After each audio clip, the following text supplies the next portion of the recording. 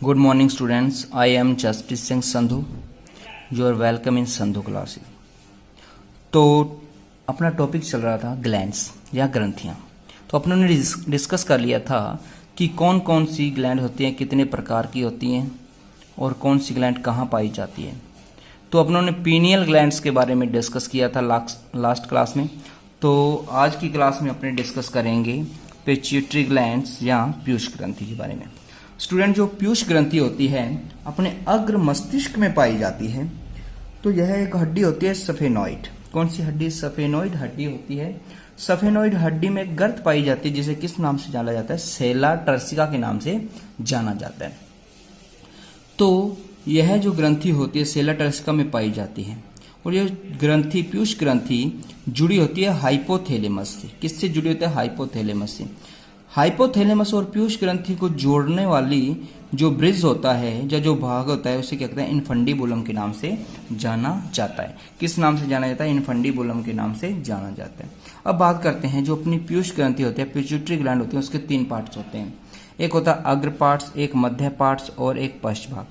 जो अग्र पार्ट्स होता है उसे कहते हैं एडिनो हाइपोफाइसिस। क्या कहते हैं? Adeno hypophysis. जो मध्य होता है उसे कहते हैं पोर्स इंटरमीडिया और जो लास्ट पार्ट्स होता है उसे कहते हैं न्यूरो हाइपोफाइसिस।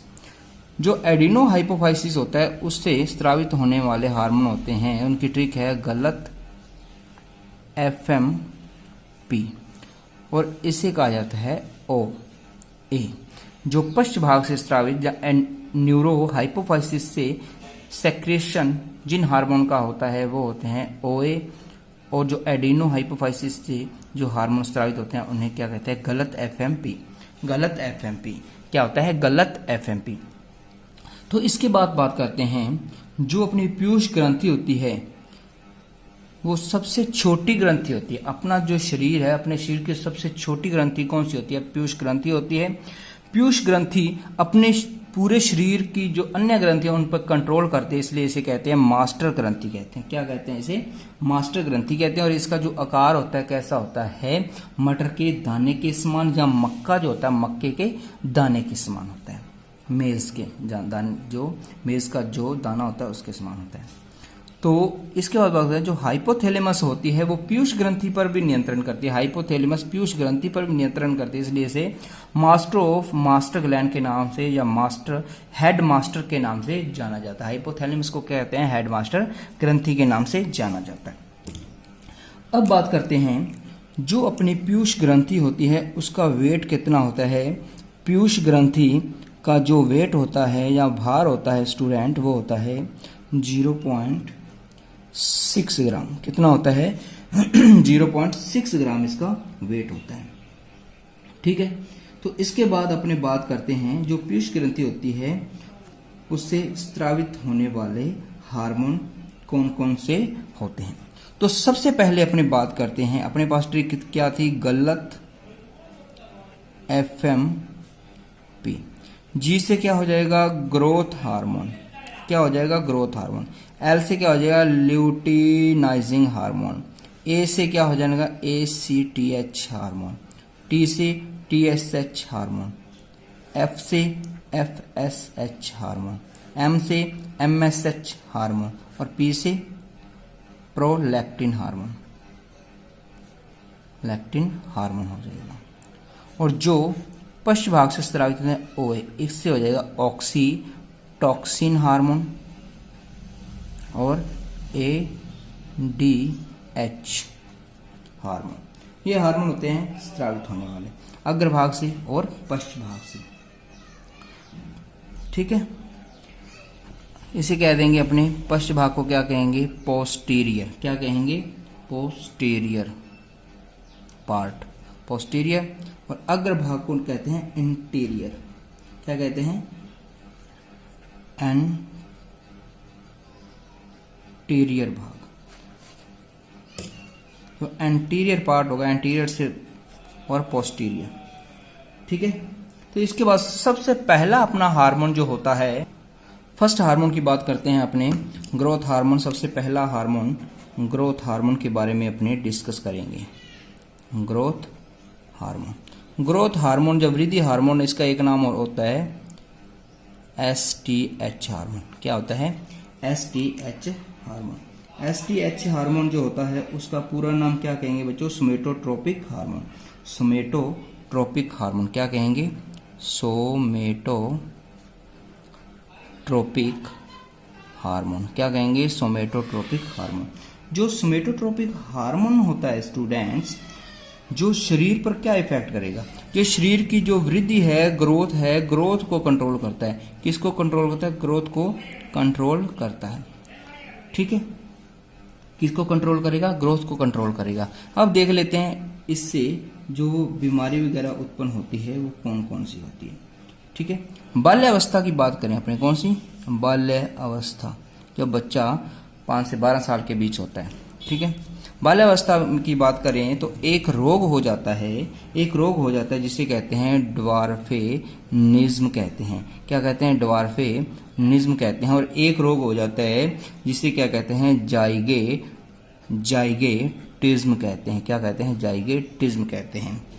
जो ड्वार्फिनिज्म क्या होता है? ड्वार्फ से बोनापन आ जाता है, बच्चा ड्वार्फ रह जाता है, शरीर के अंगों का पूरा विकास नहीं होता, छोटा कद रह जाता है। और होता कैसे है? ये ग्रोथ हार्मोन की कमी से ये रोग हो जाते हैं। और अधिकता शरीर बड़ा हो जाता है, शरीर अधिक बढ़ जाता है। ठीक है, ये हो गया।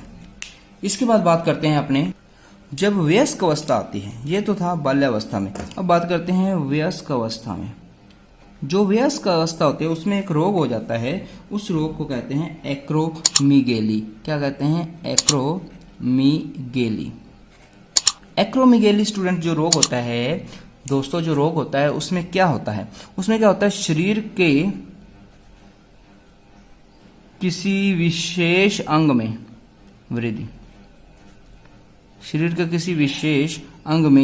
वृद्धि हो जाती है। इसी क्या कहते हैं? एग्रोमीगेली कहते हैं। ठीक है, इसके बाद सेकंड जो अपना हार्मोन है LH हार्मोन। क्या कहते हैं? LH hormone.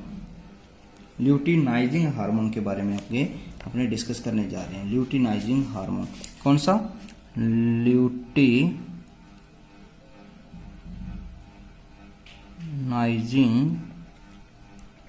हार्मोन। इसका एक नाम और होता है बच्चों, क्या होता है? एक नाम और होता है ICSH, interstitial cell stimulating hormone. Interstitial cell stimulating hormone के नाम से भी इस हार्मोन को जाना जाता है। तो इस हार्मोन में बात क्या होती है? यह जो हार्मोन होता है फीमेल के लिए बहुत ही इंपॉर्टेंट होता है। किन के लिए? फीमेल के लिए। फीमेल में जो मद कहते हैं MC आती है।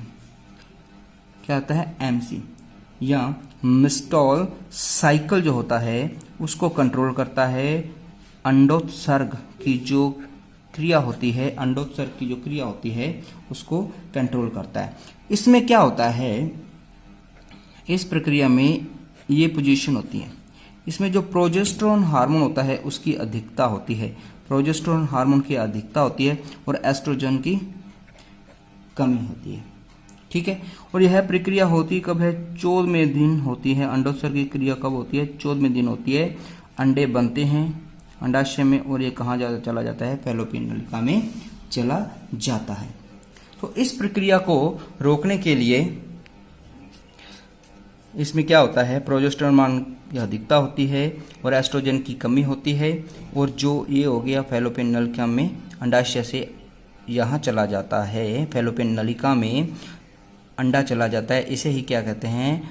अंडोत्सर्ग की क्रिया कहते हैं। ये 14वें दिन होती है। कब होती है? 14वें दिन होती है। MC के 14वें दिन यह क्रिया होती है।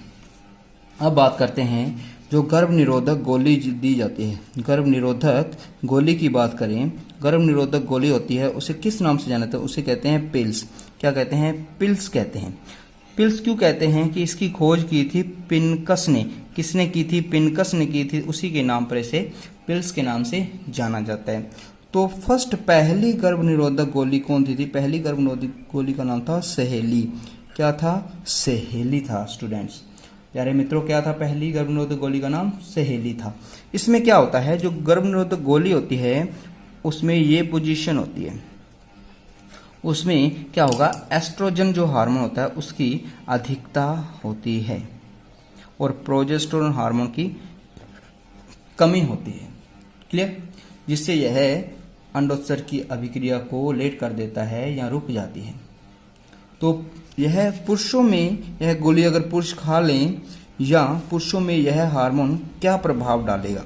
पुरुषों में यह हार्मोन प्रभाव डालेगा, जो पुरुषों में शुक्र जनन की प्रक्रिया होती है, शुक्र जनन की जो प्रक्रिया होती है उसको क्या करेगा, उस पे ऊपर उसको प्रेरित करेगा। शुक्र जनन की प्रक्रिया को यह हार्मोन क्या करेगा? प्रेरित करता है। आगे अपने बात करते हैं, जो नेक्स्ट हार्मोन स्रावित होता है उसे कहते हैं ACTH। क्या कहते हैं? ACTH कहते हैं। इसका पूरा नाम क्या होता है? इसका पूरा नाम होता है एडिनो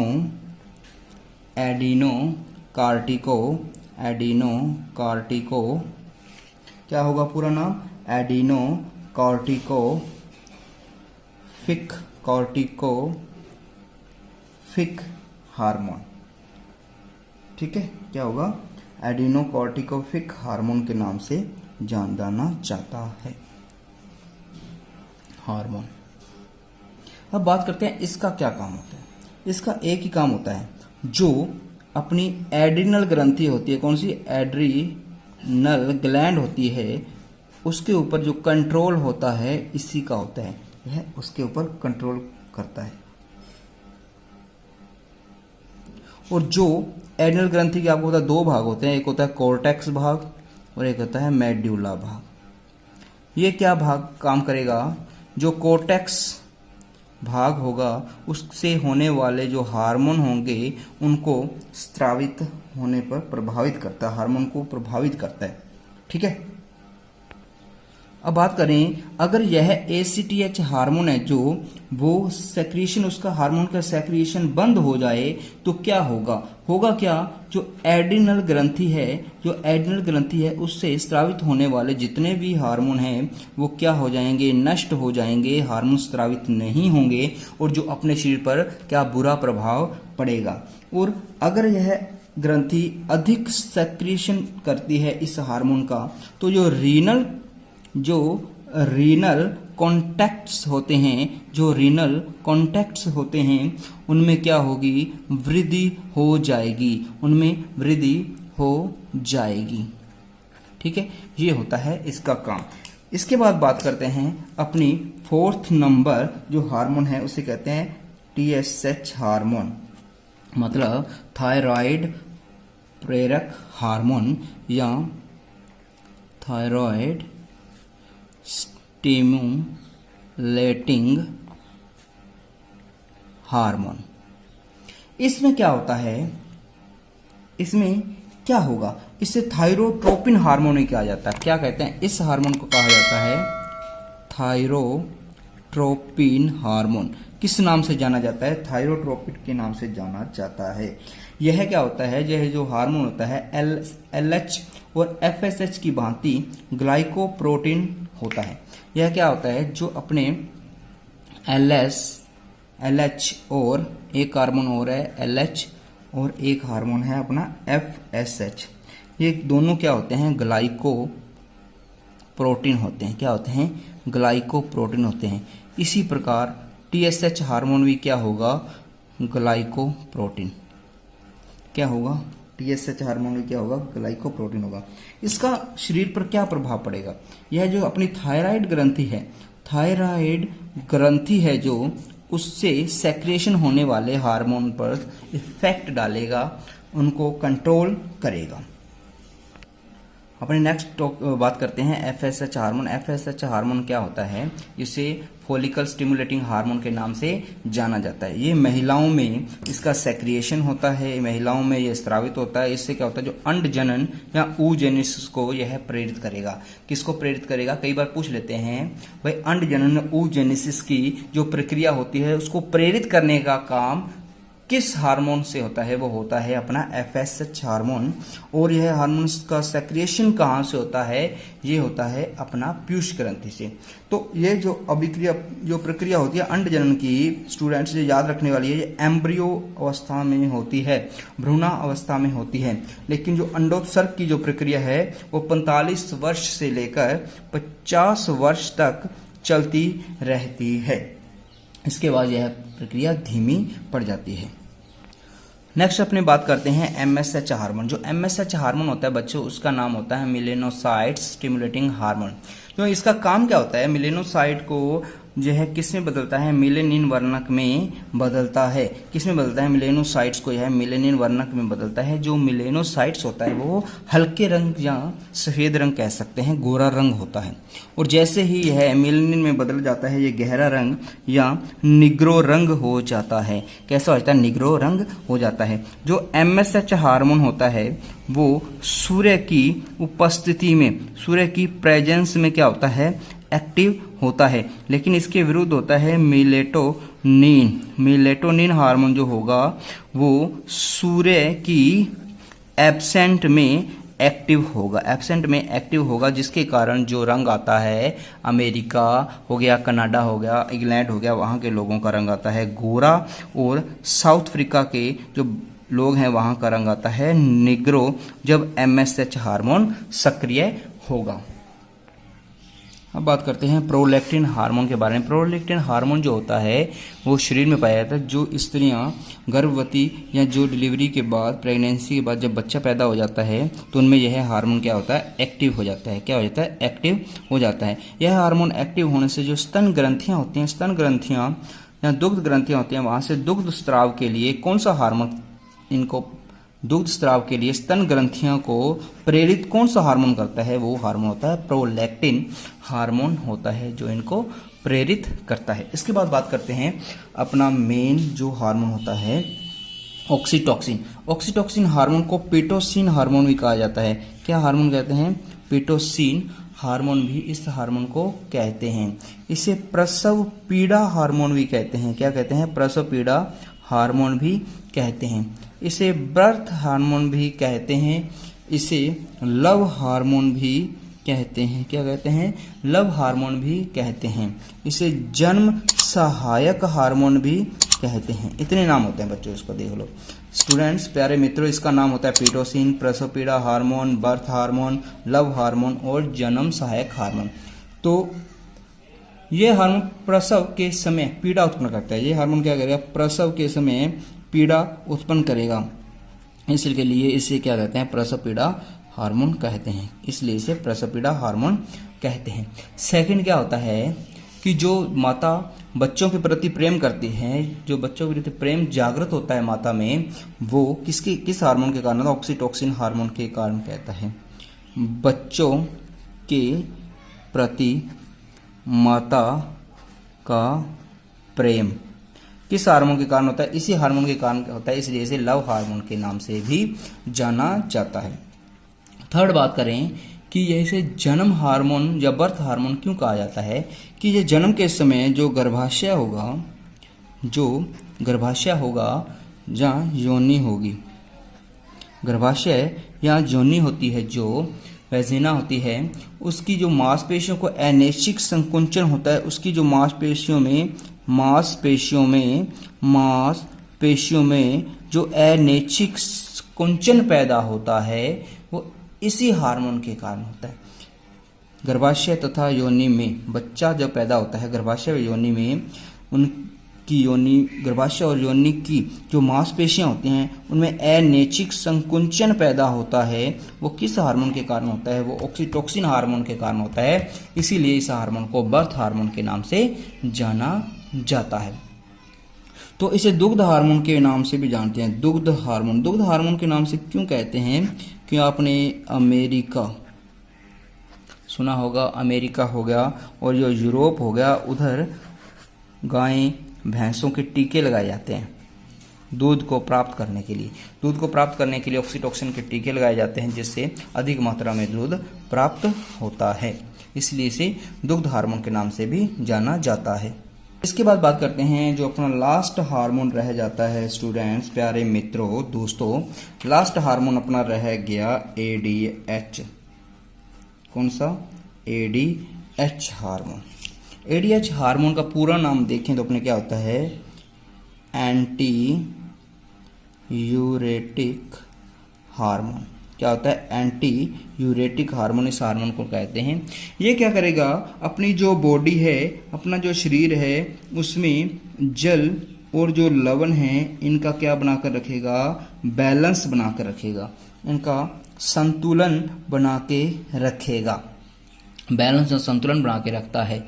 और जो जल है, ठीक है, जो जल है अपने शरीर में, उसको बाहर निकालने या निष्कासन की जो दर है, निष्कासन की जो दर है, उसको क्या करेगा? धीमा करता है, उसको क्या करता है? धीमा करता है। अब बात कर लें जो रेगिस्तान के जो प्राणी होते हैं, जो रेगिस्तान में जानवर होते हैं, रेगिस्तान के जो प्राणी होते हैं, उनमें जो है हार्मोन ज़्यादा एक्टिव होता है। क्या होगा? अधिक एक्टिव होगा रेगिस्तान के प्राणियों में। तो सेकंड बात कर लें, एक आपने नाम सुना होगा कंगारू चूहा। क्या सुना होगा? कंगारू चूहा। जो कंगारू चूहा होता है बच्चों, एक ऐसा चूहा है जो जीवन में, जो अपनी लाइफ में कभी भी पानी नहीं पीता, कभी भी पानी नहीं पीता, कभी भी पानी नहीं पीता। अब बात करते हैं, कई लोग ऐसे होते हैं जो लंबे समय तक अल्कोहल, चाय, अल्कोहल हो गया, चाय हो गया, कॉफ़ी का सेवन करते रहते हैं। क्या करते रहते हैं? कॉफ़ी का सेवन करते रहते हैं। उनमें क्या होगा? लंबे समय तक अल्कोहल, चाय और कॉफ़ी का सेवन करने से लंबे समय तक तो क्या होगा? उनमें इस हार्मोन की, मतलब ADH हार्मोन की क्या आ जाएगी? कमी आ जाएगी। ADH हार्मोन की क्या आ जाएगी? कमी आ जाएगी। कमी आ जाने से क्या होगा? उनमें एक रोग उत्पन्न हो जाएगा बच्चों। वेरी इंपॉर्टेंट रोग है ये, बहुत इंपॉर्टेंट रोग है जो पूछा जाता है। उस रोग को कहते हैं, क्या कहेंगे? डायबिटीज। डायबिटीज सुना होगा, डायबिटीज इंसिपिडस। क्या कहते हैं? डायबिटीज इंसिपिडस के नाम से जाना जाता है। डायबिटीज इंसिपिडस के नाम से जाना जाता है। और ये डायबिटीज इंसिपिडस होता क्या है? इसमें होता क्या है बच्चों? बहुत ही ध्यान वाली बात है। इसमें होगा क्या? इसमें क्या होगा? जो मूत्र विसर्जन है, जो मूत्र विसर्जन होता है, उसकी दर बढ़ जाती है। मूत्र विसर्जन की दर बढ़ जाती है। बहुत बार, एक दिन में कई बार बाथरूम करने के लिए जाना पड़ता है, जिससे एक रोग होता है, उसे कहते हैं पॉलीयूरेमिया। क्या कहते हैं? पॉलीयूरेमिया। नॉर्मल बात करें तो एक व्यक्ति एक दिन में 1 से 1.5 लीटर पर डे का मूत्र विसर्जन करता है। लेकिन जिस व्यक्ति में यह रोग होता है वो 10 से 15 लीटर तक क्या करेगा? मूत्र विसर्जन करेगा। ये हो गया रोगी और ये हो गया सामान्य मनुष्य। ठीक है, ये चीज होती है स्टूडेंट्स। तो यही अपनी जो अपनों ने बात कर ली, जो एंटीरियर और पोस्टीरियर और इंटरमीडिएट जो ग्रंथियां थी, जो पार्ट से, सॉरी, ग्रंथि जो अपने पीयूष ग्रंथि के पार्ट से, उनसे स्रावित होने वाले हार्मोन की। इससे कौन कौन था? गलत FMP, और इससे OA। और इससे आप पूछोगे इससे कौन सा हार्मोन स्रावित होता है बच्चों? यह होती है अविकसित। कैसी होती है? अविकसित होती है, इसलिए इससे कोई भी हार्मोन स्रावित नहीं होता। इंटरमीडिएट जो पार्ट्स होता है पीयूष ग्रंथि का, यह अविकसित होता है, इससे भी किसी भी प्रकार का हार्मोन स्रावित नहीं होता है। कई बार स्टूडेंट्स एक हार्मोन पूछ लेते हैं, पेपर में आ जाता है, पेपर में आया भी हुआ है। एक हार्मोन होता है कि कई किताबों में दिया होता है, कई किताबों में नहीं दिया होता, फिर भी अपने डिस्कस कर लेते हैं उस पर। डायबेटोजेनिक हार्मोन। कई बार पूछ ले डायबेटोजेनिक हार्मोन कहाँ से स्रावित होता है, तो कहाँ से होगा? पिट्यूटरी ग्लैंड से स्रावित होता है या पीयूष ग्रंथि से स्रावित होता है। मेन बात तो ये होगी, कहाँ से स्रावित होता है? पीयूष ग्रंथि से स्रावित होता है। सेकंड बात होती है इसका काम क्या होता है? काम होता है जो अपने शरीर में जो कार्बोहाइड्रेट होती है, क्या होती है स्टूडेंट्स, जो प्यारे मित्रों, जो कार्बोहाइड्रेट होती है उसके उपापचय को प्रभावित करता है। उसको उपापचय को क्या करेगा? प्रभावित करेगा। उसके उपापचय को प्रभावित करता है। इसका प्रभाव बच्चों पड़ता है प्रोटीन पर भी। किस पर? प्रोटीन वे जो फैट होती है उस पर भी इसका प्रभाव पड़ेगा। और थर्ड इसका बात क्या होती है, जो डायबेटोजेनिक मतलब डायबिटीज से संबंधित होगा ही होगा। इसका प्रभाव क्या पड़ता है? या इंसुलिन के ठीक विपरीत काम करता है। जो अपना इंसुलिन होती है, इंसुलिन के अपोजिट काम करता है ये। ठीक है स्टूडेंट्स। डायबेटोजेनिक हार्मोन कहाँ से स्रावित होता है? पीयूष ग्रंथि से स्रावित होता है। कार्बोहाइड्रेट उपापचय प्रभावित करता है। प्रोटीन वे फैट जो होती है, प्रोटीन और फैट को भी यह क्या करेगा? प्रभावित करेगा। और फोर्थ होता है इंसुलिन के अपोजिट काम कर। अब छोटी सी एक और देख लेते हैं जो अपने बात की थी प्रोलैक्टिन की। प्रोलैक्टिन का बच्चों एक नाम और होता है जिसे कहते हैं लैक्टोजेनिक। क्या होता है? लैक्टोजेनिक। कई बार पूछ लेते हैं, ये बात ध्यान में रखना। ठीक है स्टूडेंट्स, आज की क्लास उम्मीद आपको अच्छी लगी होगी। अच्छी लगी तो हमारे चैनल्स को और इस वीडियो को लाइक करें, कमेंट करें और आगे से आगे शेयर करना मत भूलें। और जो सब्सक्राइब के साथ घंटे का बटन होता है उसको ज़रूर दबाएं। तो आज की क्लास देखने के लिए थैंक यू। और अपनी नेक्स्ट क्लास लेके आएंगे अपना जो हार्मोन होगा उसके बारे में। नेक्स्ट हार्मोन अपना जो स्रावित होता है थायराइड ग्रंथि के बारे में डिस्कस करेंगे। थायराइड ग्रंथि से स्रावित होने वाले हार्मोन, उनसे होने वाले रोग। Okay student, thank you.